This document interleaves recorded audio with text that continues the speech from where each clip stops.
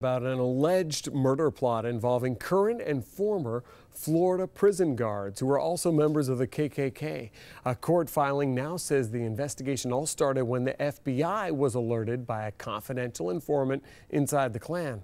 Authorities say these three men conspired to kill a black inmate because they believe the inmate, who was HIV infected, one of them after biting them. Ken Justice has the details. And I'll tell you, we will not tolerate, nor will we ever remain silent over the violence of hatred embedded in prejudice in this country. Florida's Attorney General spoke in direct and powerful terms concerning the joint effort to stop a murder plot. A shocking case because three present or past corrections officers were involved, planning to kill an inmate when released because he had fought with one of those officers.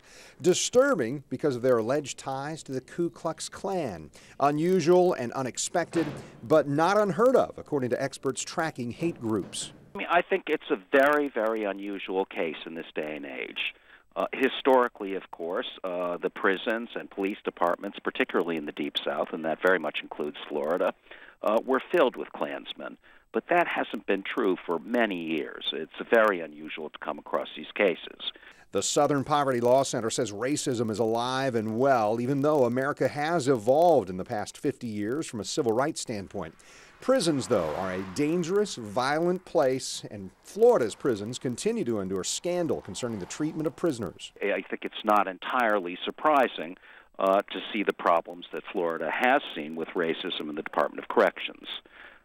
Prisons in general are really the most racialized places in America. There is more racism in American prisons than in virtually any other venue.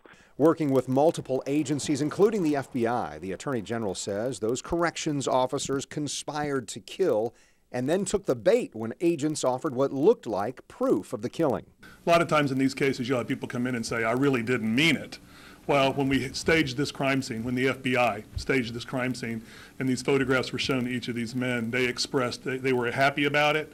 They shook the source's hand, and the source even went to the point of asking them, is this what you wanted? And they each said, yeah.